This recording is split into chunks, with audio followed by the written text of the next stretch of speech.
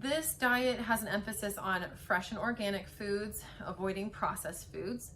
But within that general guideline, there are a lot of specifics. So hang with me on this one. How do you even eat that? How do you even add in just like raw egg yolks? Like what kind of recipe? I don't think I could do it.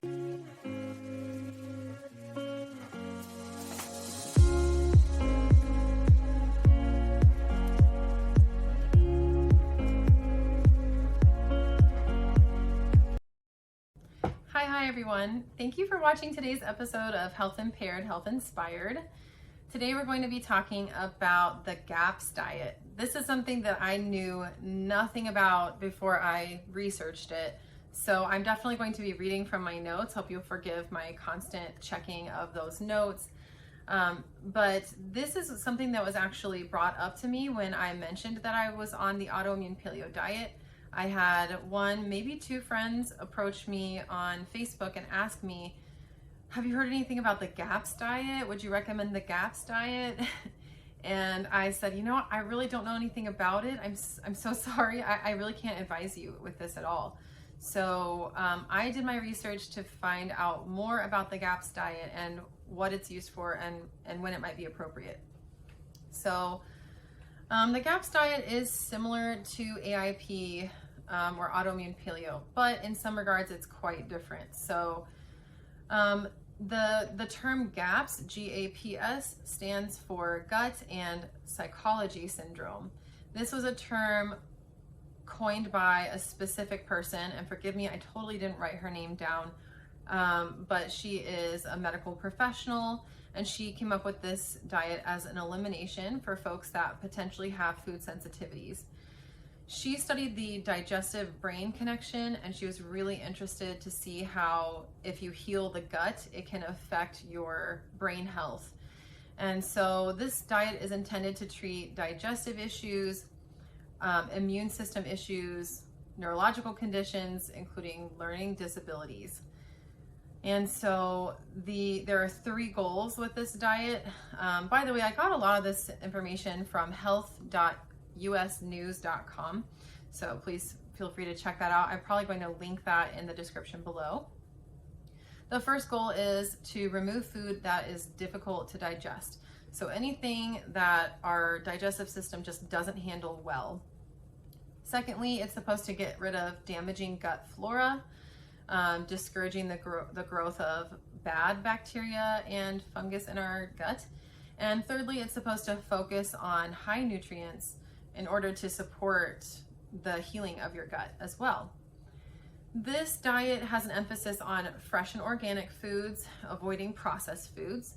But within that general guideline, there are a lot of specifics. So hang with me on this one. This is a 6-phase detox followed by a general GAPS regimen. The detox is supposed to last 3 to 5 days for each phase. And if your symptoms are not abating or going away, then you're supposed to give it a little bit more time. So you're supposed to basically eliminate a ton of stuff, see how you feel, and then if it's going well, then you can go to the next phase.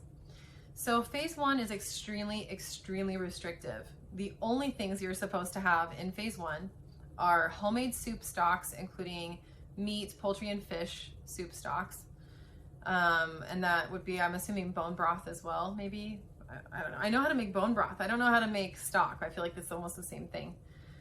You can have kefir, and you can have homemade yogurt. Those are examples of fermented foods that are supposed to support your health. And you can also have certain herbal teas. In phase 2, you can have all of the things from phase 1, but you're going to add in raw egg yolks. How do you even eat that? How do you even add in just like raw egg yolks? Like what kind of recipe? I don't think I could do it. That just sounds so nasty. Forgive me if you eat this way. Bless your heart, and I hope it has helped you. Okay, you can also add in homemade ghee. Also, I'm really shocked at all the homemade things. Okay, you can have fermented fish. You're encouraged to avoid spices, but you can have salts and herbs at this point. And I'm also wondering what they mean by fermented fish. Phase 2 just sounds so questionable to me. Like, what is fermented fish? I don't know. That sounds yucky. Okay. I would be like eating nothing during these phases. I did read on the website that if you don't have as much damage to your gut, you may not have to eliminate quite as much. In other words, you might be able to rush phase 1 and combine phase 1 and 2, something like that. But when in doubt, just follow it, I guess. For phase 3, you can include everything from phases 1 and 2, but you're also going to add in ripe avocado, nut butters, whole eggs, cooked and or fermented vegetables. I'm sorry, cooked and fermented vegetables, I think it says. And high quality probiotics. This is apparently a non-negotiable, and you have to buy certain kinds of high quality probiotics. Apparently this can get kind of expensive in this phase, so just be aware that that is something. Phase 4, you can add in to everything previous, roasted or grilled meats, cold pressed olive oil, fresh pressed vegetable juices, and nut flours. I am just so curious about like the recipes for this, because by this point it still seems like what would I put with nut flour? At this point I can have raw egg yolks, but I can't have like cooked egg yolks. Like it never said I could add cooked egg yolks. So could I cook it with nut flour and make something with that, like a pancake? I don't even know. This is really, really confusing. And I'm seeing again, freshly, anew, why a diet like AIP is so confusing for beginners, because they're also going, how do you even, I'm seeing this waffle recipe and how do you even accomplish that with this list of things, right? So I understand, but anyway, so then phase 5, you can add in apples, raw veggies, fresh pressed fruit juices to everything that you've had up till this point. So that's doable. I can do that step. I think by that point I'd be okay, but all the phases up till then, I don't know how I'd do. The 6th and last phase in the 6 phases, you can have raw fruits from the GAPS approved list. That includes things like berries and ripe bananas and coconut. At this point, you can also, in moderation, add in dried fruit, coconut milk, soaked nuts, and seeds. So you have a lot more on your list. To be honest, by this point, like all the 6 phases, I think I could do the combination of all 6 phases. I think I could do that. If I can do AIP, I could definitely do that. And then apparently after you have completed phase 6, there is a full GAPS regimen, which I couldn't tell from the website that I looked at if that was just all those things from the 6 phases or if there was a couple other things on that approved list. I'm assuming you could just kind of like Google the full GAPS regimen and see what that is. This is also intended to be temporary. However, it's not as short as the other diets that we've looked at. So the Whole30 diet was for 30 days. AIP was for 2 to 3 months plus introductions, right? However long it takes you to introduce things. This is intended to be followed for 1.5 to 2 years.